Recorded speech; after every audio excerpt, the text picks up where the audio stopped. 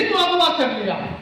हमें ईवीएम हटाओ देश बचाओ के मुतालिक फिक्र के लिए तो आप तमाम हजरात कसीर तादाद में शरीक ने कहा था, ये कह रही है इशारों में।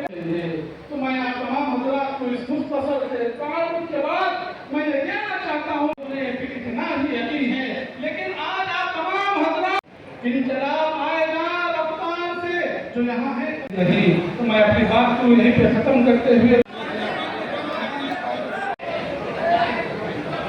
देखिए आप हजरात की बेकरारी को बरकरार रखना चाहते हैं।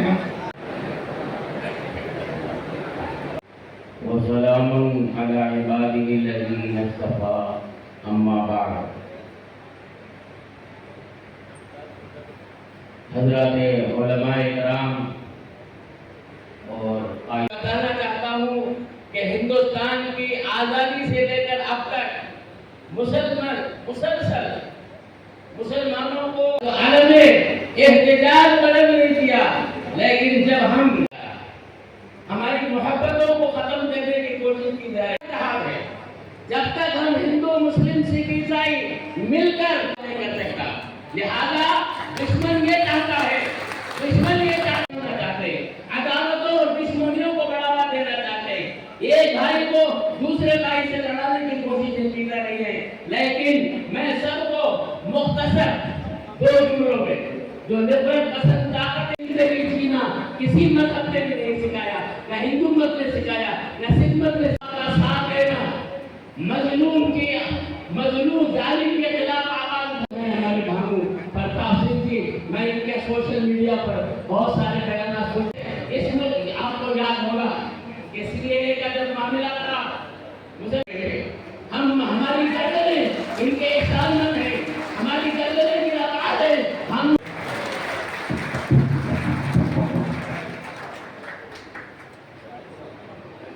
मैं इसके बाद हमारे जलसे के कन्वीनर आगे आ रहे हैं और अपने मेहनत और कारकर्दगी के जरिए से बात लोगों तक पहुंचा। बदला दो दुश्मन हिंदुस्तान को, बदला दो दुश्मन हिंदुस्तान को, गैरत मुस्लिम जिंदाबाद।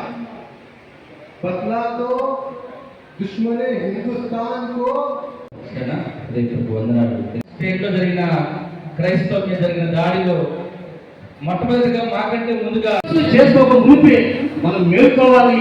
మనం అందరం తెలియజేసుకుంటూ మషాయిఖ్ బోర్డు వారికి మరి ఒకసారి కృతజ్ఞతలు తెలుపుకుంటూ दादिया हिंदुस्तान से फिर हमको जिस तरह से इस वक्त करबे में किया जाता है, लोगों को जगाना और लोगों को बेदार करने की ऐसा मैं इजहार करना नहीं चाहता, सिर्फ इतना कहता हूँ कि हमारे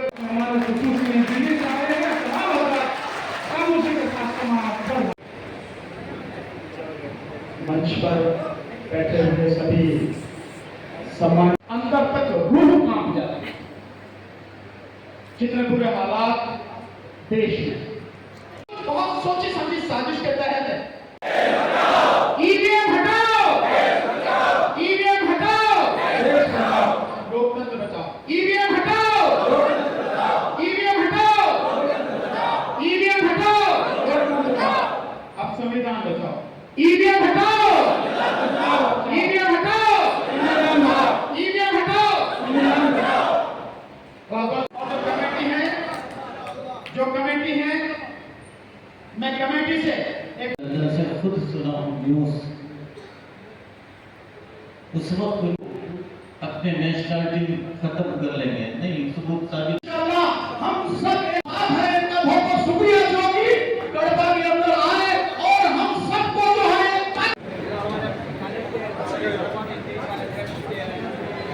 नमाज का इंतजाम में जमात होगी, इंतजाम जो लोग करेंगे नमाज पढ़ के जाएंगे। अब आपके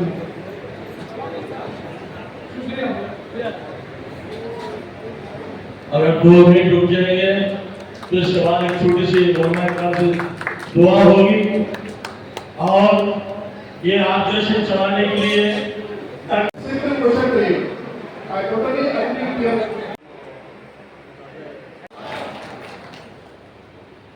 साथियों,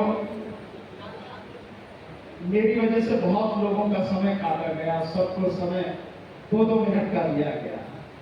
तो मेरी जिम्मेदारी है कि जो उनका समय मुझे मिला है उस समय का मैं सदुपयोग करूं और जो मैसेज, जो संदेश मुझे आप तक पहुंचाना है, मैं कोशिश करूंगा बहुत अच्छी तरह से आपको वो पहुंचाऊं। वैसे तो मैं शेर और शायरी का बहुत शौकीन हूं, सुनता हूं। कभी महफिलों में या कहीं मीटिंग में कभी शेर और शायरी से मैंने आगाज नहीं किया, और आपको देखकर मुझे लगता है आज का आगाज एक शेर के साथ करना चाहिए। मेरा नहीं है शेर मेरा नहीं है, किसी बहुत अच्छे शायर का है, तो शब्द बहुत अच्छे हैं और आज के माहौल पर बहुत ही सटीक वो शेर के शब्द उभरते हैं। इस सदी में तेरे होठों पे मसरत के गिरे, इस सदी में तेरे होठों पे मसरत के गिरे, हंसने वाले तेरा पत्थर का कलेजा हो।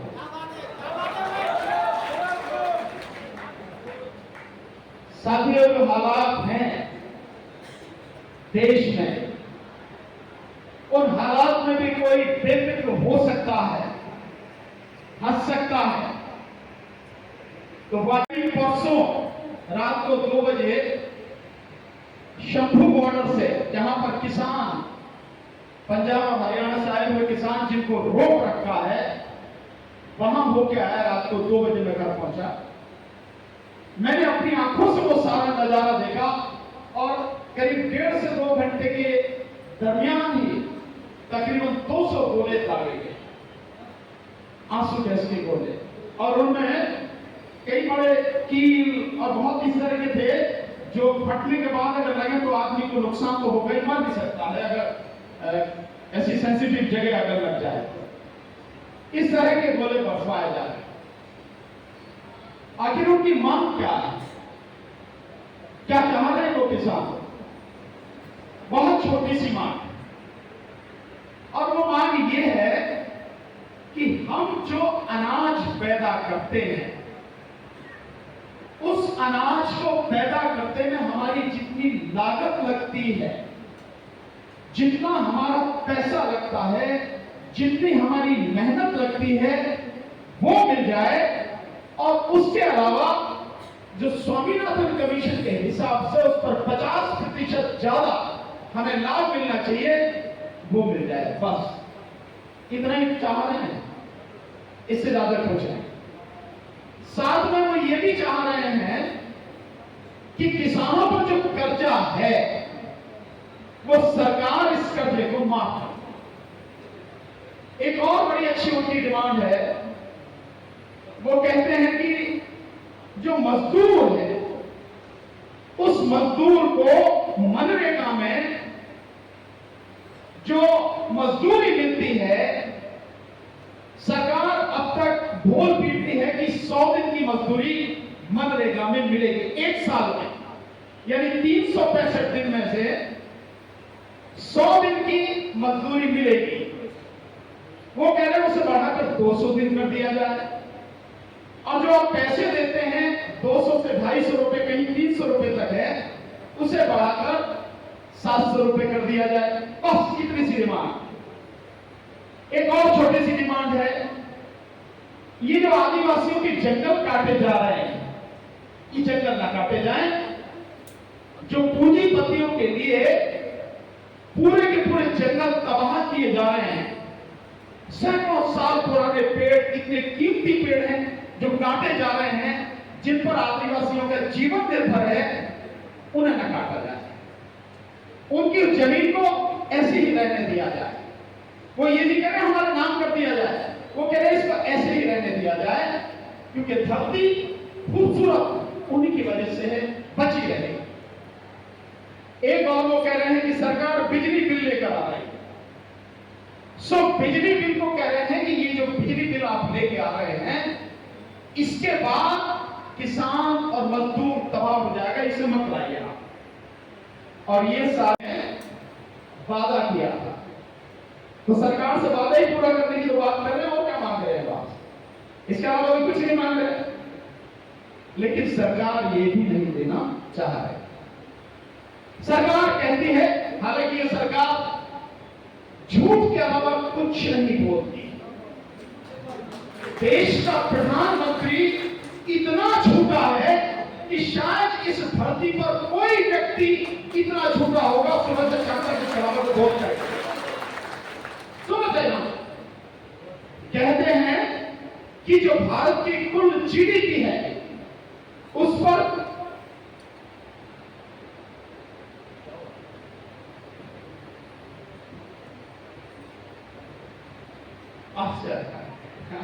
अच्छा चलिए, मैं आपका धन्यवाद, आपने बहुत बहुत मुझे याद दिलाया।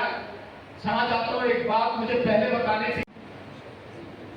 हम दोनों को आप लगातार देखते हैं, भाई महमूद फराचल, उनको भी आना था लेकिन वो आ नहीं पाए। उसका एक कारण, हाथरस कांड आपने सुना था, एक लड़की का बलात्कार किया, उसको जला के मार दिया था, उसके घर को पूरा कैद बना के अभी भी रखा है। वो केस की सुनवाई आज के लिए कल अचानक मुकर्रर हो गई, जिसकी वजह से वो नहीं आ पाए। उन्हें इसलिए आना, वैसे आना था लेकिन इसकी वजह से नहीं आ पाया, और उन्होंने कहा कि आप जाके बता देना मेरा आना इस वजह से नहीं हो रहा। नहीं तो वो भी साथ में होते, हम लोग दोनों आप देखते ही हैं आपके बीच में होते। तो साथियों, जो मैं बात आपसे बता रहा था कि सरकार कहती है कि भारत के खजाने पर जो कुल जीडीपी है, यानी कुल पैसा भारत का है, उसमें 63 लाख करोड़ 63 लाख करोड़ का बोझ पड़ जाएगा। झूठ, बिल्कुल झूठ। कितना बोझ पड़ेगा मैं 1 मिनट में बता के आगे अपनी ईवीएम की बात कहूंगा। अगर किसानों की मांगें जो भी हैं और जितनी भी फसलें हैं इस देश में, उन सभी फसलों पर एमएसपी दे दी जाए स्वामीनाथन कमीशन की रिपोर्ट के हिसाब से, और इसके अलावा जो उनकी डिमांड है मजदूरों के प्रति वो भी पूरी कर दी जाए, तो 15 लाख करोड़ से ज्यादा का इसमें खर्च नहीं आएगा। ये भी मैक्सिमम बता रहा हूं। और 15 लाख करोड़ में कितने लोगों का भला होगा, इसको समझने की जरूरत। ये 2-4 लाख लोगों का नहीं है। हमारे देश में सरकारी आंकड़े के हिसाब से किसानों की संख्या है 14 करोड़ 64 लाख। ये किसान परिवार है, और इन्हीं से जुड़े हुए जो मजदूर हैं, जिन्हें खेतीहर मजदूर कहते हैं, जो खेती में काम करते हैं, उनकी संख्या है 10 करोड़। कुल मिलाकर ये लगभग 25 करोड़ परिवार हैं। 25 करोड़। इन 25 करोड़ परिवारों में अगर एक परिवार में 4 लोग भी मान लिए जाएं, तो 100 करोड़ आबादी हो जाती है। 140 करोड़ की आबादी में से 100 करोड़ की आबादी को अगर आप 15 लाख करोड़ रुपया खर्चा करके उसे सम्मान पूर्वक जीने का मौका देते हैं, तो क्या ये गलत है? इससे बेहतर और क्या हो सकता है कि इतनी बड़ी आबादी को आप मात्र 15 लाख करोड़ में उसका जीवन बेहतर बना देंगे।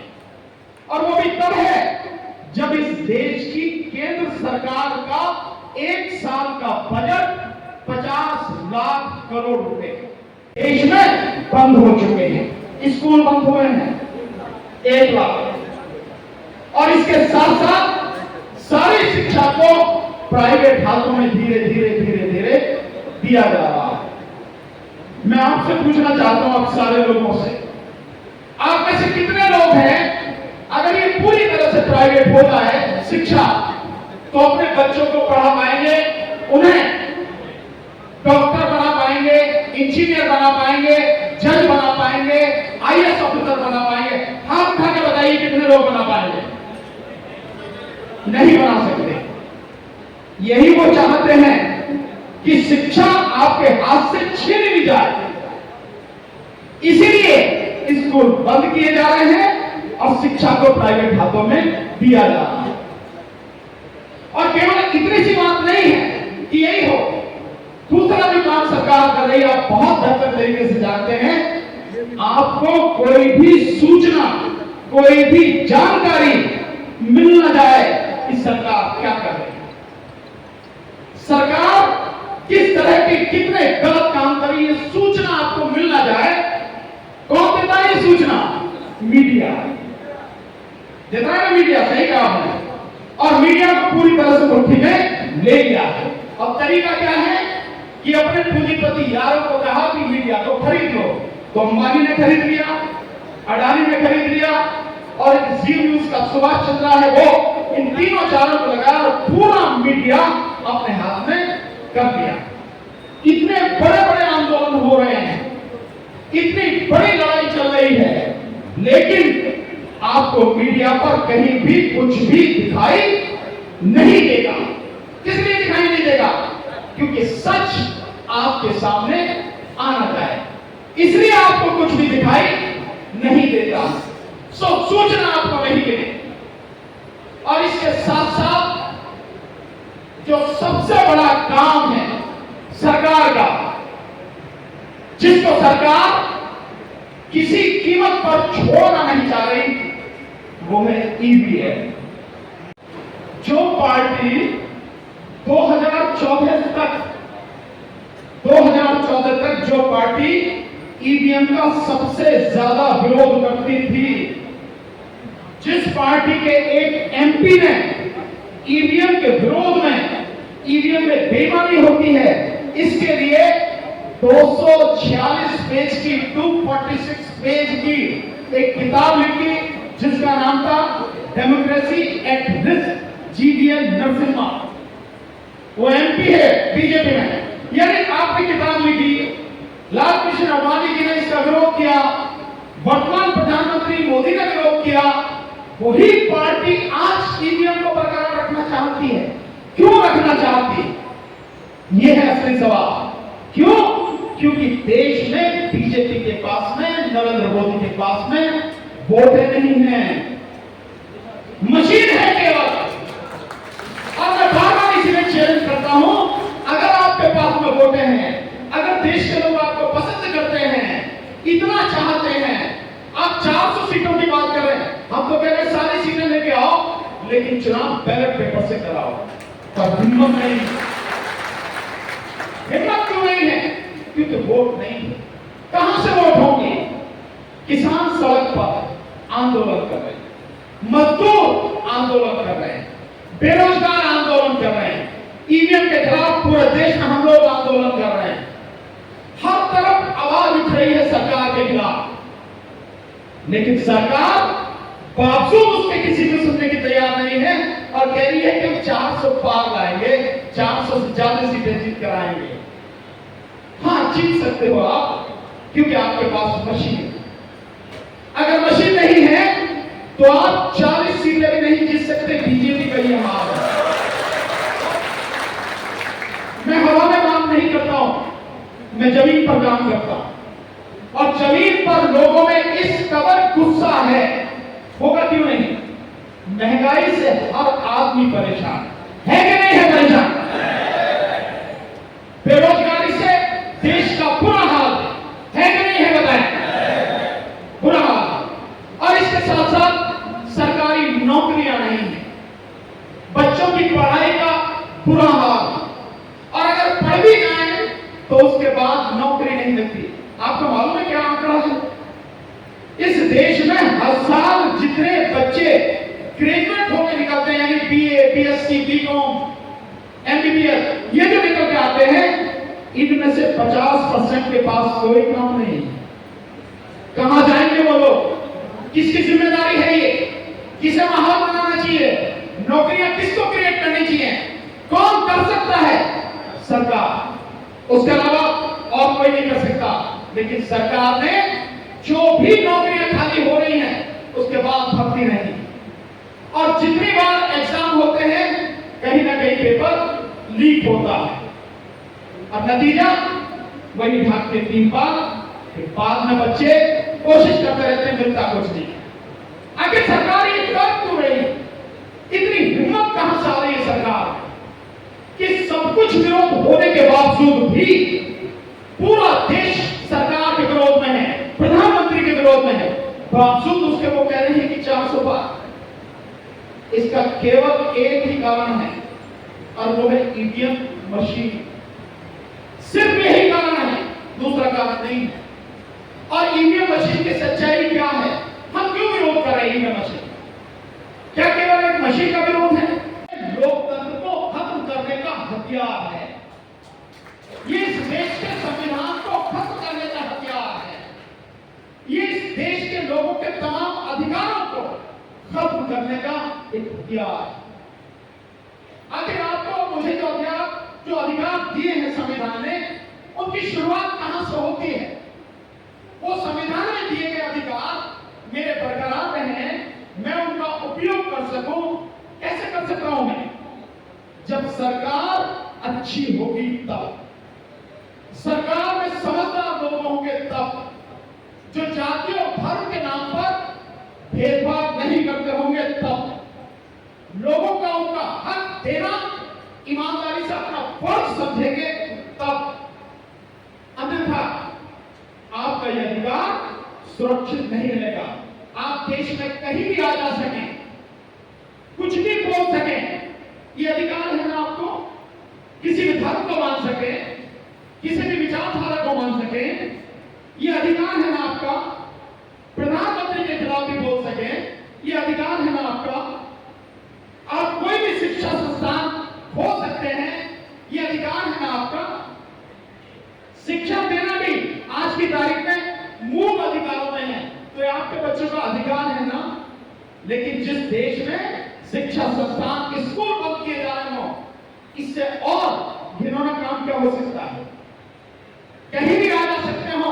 इस अधिकार को अगर हम देखते हैं तो किसानों को जिस तरह से रोका गया, आप कल्पना कर सकते हैं कि हमारे ही देश में हमारे ही किसान भाइयों को बड़ी बड़ी कीड़े लगा के, बल्लम जैसे हैं उनको लगा के, कटीले तार लगा के, कंक्रीट के आपने पूरी दीवारें खड़ी कर दी हैं, आंसू गैस के गोले चला रहे हैं, गोलियां चलवा रहे हैं, आरएफ के लोग बैठे हैं बाकायदा निशाना लगा के गोलियां चलवा रहे हैं। अभी एक साथी की मौत भी हो गई खनारा बॉर्डर पे, जहां वो हरियाणा की तरफ से, जीत की तरफ से, वहां पे एक लड़के की 23-24 साल का था, उसकी मौत की गोली लगने से मौत हुई है, यहां उसको गोली लगी। इन हालात में कौन सा संविधान बचेगा? कहां हमारे अधिकार बचेंगे? और अगर संविधान और अधिकार ही नहीं बचेगा तो हम कहां से बचेंगे? इसलिए इस मशीन को उखाड़ के फेंकना, ये आंदोलन हमने शुरू किया। साथियों, 2019 से 30 मई 2019 से हम लोगों ने ईवीएम के खिलाफ आंदोलन शुरू किया। जब प्रधानमंत्री मोदी ने दूसरी बार शपथ ली, उसके बाद से 2019 में हमने 5 बार जंतर मंतर पर दिल्ली में प्रदर्शन किया और वो प्रदर्शन करके दिखाया कि ईवीएम में कैसे गड़बड़ी होती है, जो आपने देखा भी होगा। 2019 में दिखाया था, राष्ट्रपति को ज्ञापन लिख के दिया कि किस तरह से बीजेपी बेईमानी करके ईवीएम में घोटाला करके जीत कर आई। उसके बाद से हमने आंदोलन को और आगे बढ़ाया, एक हस्ताक्षर अभियान, सिग्नेचर कैंपेन चलाया। अफसोस, लोगों ने साथ नहीं दिया। मैं उस बात पर भी आऊंगा जो भी कही गई थी, जो मैंने कहा कि साथ नहीं देते हैं, लोगों ने साथ नहीं दिया। हमने बहुत कोशिश करी, 2 बार 3 बार, लेकिन साथ नहीं दिया। चलिए, हो सकता है वो मत हो, लेकिन अब मुझे जो लग रहा है कि अब वो वक्त आ रहा, जो आवाज हम उठा रहे थे, अब वो आवाज पूरे देश से उठ रही है, लगातार उठ रही है। और ये आवाज अगर इसी तरह से मिलकर उठी तो निश्चित रूप से ईवीएम का खात्मा इसी बार होगा, इसी बार इंशाअल्लाह। जो मैंने साथ न देने की बात कही थी, उसका कारण था, मैंने जितने भी जंतर मंतर पर प्रोग्राम किए, मैं लोगों को व्यक्तिगत रूप से आंदोलन में आप आइए, निकल के नहीं आए लोग। मैं मुस्लिम समाज की बात करता हूं। दिल्ली में मुस्लिम समाज की संख्या बहुत बड़ी है। दिल्ली में जहां जंतर मंतर पर आंदोलन होता है, उसके 2 किलोमीटर इधर और 2 किलोमीटर उधर आप हाथ फैलाइए, अगर वो ही निकल के आ जाए, नई दिल्ली में जगह नहीं मिलेगी। और वो आते हैं निकल कर, कब आते हैं? जब धार्मिक सम्मेलन होता है। बहुत अच्छी बात है, आप अपने धर्म का सम्मान करते हैं, कीजिए, साथ में आइए।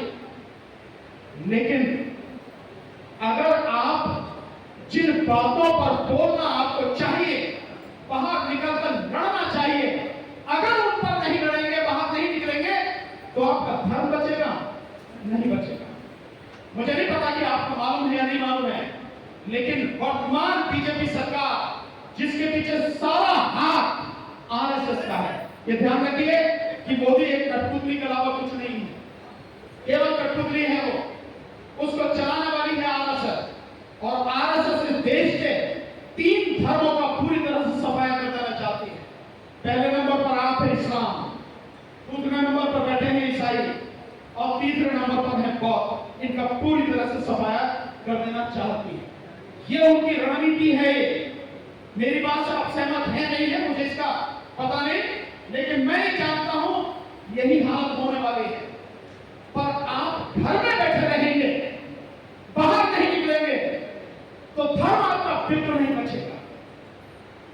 मौत का खतरा है आपको। किस बात की मौत का खतरा है? कौन मार देगा आपको? क्या करने का कोई आपका? आप ही ने लड़ी थी, हमारे ही समाज की, हमारी माताओं ने, बहनों ने, बेटियों ने, बच्चियों ने सीए एनआरसी की लड़ाई लड़ी थी कि नहीं लड़ी थी? इतनी बड़ी संख्या में लोग निकल के आए थे, इसी सरकार के खिलाफ थे ना, मोदी के खिलाफ ही थे ना। आया नहीं आया मोदी घुटनों पर?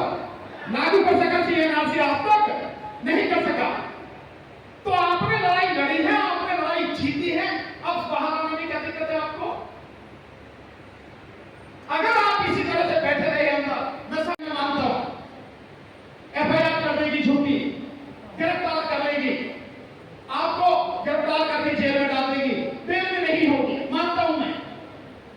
लेकिन आज आप और मैं, हम सारे जो बैठे हैं, हमारे लिए लाखों लोगों ने कुर्बानियां दी हैं, वो जेल नहीं देंगे, उन्होंने अपनी जिंदगियां भी कुर्बान कर दी हैं। हमें नहीं चाहिए कि हम भी अपनी आने वाली नस्लों के लिए ये कुर्बानी देने के लिए तैयार हो।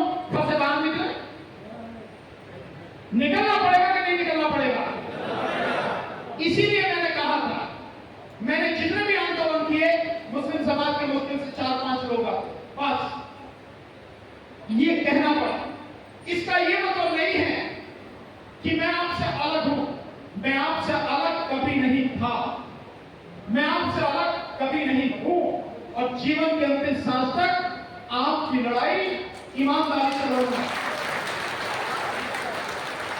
इसका कारण है आप और हम जो यहां तक पहुंचे हैं, बहुत लोगों की कुर्बानियों के बाद पहुंचे। इस देश में गरीबों को अगर शिक्षा मिली और उसके लिए जो प्रयास किया, राष्ट्रपिता ज्योतिबा फूले जी ने माता सावित्रीबाई फूले को पढ़ाकर, और माता सावित्रीबाई फूले ने जो काम किया, उसमें सबसे बड़ा सहयोग था माता फातिमा बी का। नहीं तो महिलाओं को शिक्षा नहीं मिलती, माता फातिमा बी का हाथ था। बाबा साहब डॉक्टर अंबेडकर अगर संविधान सभा में पहुंच सके तो मुसलमानों ने पहुंचाया। मैं जानता हूं इस बात को, मुझे नहीं पता आप जानते नहीं जानते, मैं जानता हूं इस बात। और बाबा साहब डॉक्टर अंबेडकर वहां नहीं पहुंचते तो हम में से किसी को अधिकार मिलते नहीं। ये सारी चीजें मैं जानता हूं। तो साथियों, हमें इस बात का ध्यान रखना है, आज हम जहां पहुंचे हैं इसमें बहुत लोगों की कुर्बानियां हैं, और आने वाली जो हमारी पीढ़ी है उसका भविष्य सुरक्षित रहे, उसके लिए हम ही को लड़ना है, कोई और नहीं आएगा लड़ने के लिए। कहीं बाहर से कोई आने वाला नहीं है, और जिनसे हमें लड़ना है वो ऐसे नहीं है कि जिन्हें हराया नहीं जा सके। हमने उन्हें 3 बार हराया है। एक तो आपने हराया सीएनआरसी में, हमने 13 महीने किसान आंदोलन चला, किसान आंदोलन में 13 महीने में साथ था, वहां हराया, मोदी ने वापिस लिए तीनों के तीनों कानून लिए नहीं लिए। और इसके अलावा एक और आंदोलन हुआ था जिसमें कोई नेता नहीं था, SC/ST एक्ट के, उसमें SC समाज ने आंदोलन किया और एक ही झटके में सुप्रीम कोर्ट ने भी अपना फैसला वापस किया और सरकार ने भी अपना फैसला वापस किया। इतनी बार हम हारा चुके हैं। उस सरकार से डरते हैं, उस व्यक्ति से डरते हैं जो सच बाहर आने से डरता है। आखिर ये मीडिया को कंट्रोल करने का मतलब क्या है? यही है सच बाहर आ जाए, यही तो है, इसके अलावा कुछ नहीं है। सच बाहर आ जाए, इससे डरने वाला व्यक्ति, आप सवाल पूछ रहे हैं, इससे डरने वाला व्यक्ति, यार उससे डरने की क्या जरूरत, उस पर है क्या है उसके पास में? हमेशा ध्यान रखना, जब पब्लिक खड़ी होती है, जनता खड़ी होती है, अच्छे अच्छे तोपों के मुंह शांत हो जाते हैं। जब जनता खड़ी होती है, उसके कदमों की आहट से अच्छे अच्छे तानाशाह भूल जाते रखते हैं। आपको किसी को गाली देने की जरूरत नहीं है, आपको किसी को लठ उठाने की जरूरत नहीं है, थप्पड़ मारने की जरूरत नहीं। जरूरत सिर्फ एक बात की है, इस माहौल को समझो, इस समय को समझो, ये समय क्या है, कौन सा समय है, और इस बात को समझकर सब लोग इकट्ठे हो। जैसे आज यहां मंच पर सब कुछ दिख रहा, जो मंच पर आप दिख रहा है, अलग अलग धर्म को मानने वाले लोग, अलग अलग संगठनों के लोग, अलग अलग पार्टी के लोग यहां मंच पर एक साथ बैठे। इस चीज को समझकर इकट्ठे होकर, सिर्फ 3 महीने हैं लड़ने के, 3 महीने नहीं लड़ सकते। अगर 3 महीने लड़ गए ईमानदारी से, सो आगे ये देश बच जाएगा, हमारी नस्लें और हमारी फसलें बच जाएंगी अगर हम ईमानदारी से 3 महीने लड़ लिए तो। और अगर ये 3 महीने नहीं लड़े तो पता नहीं 30 साल की गुलामी होगी, 300 साल की होगी या कितनी होगी, पता नहीं। इस बात को समझने की जरूरत है। मोदी क्यों नहीं दे रहे किसानों को जो मांग रहे हैं?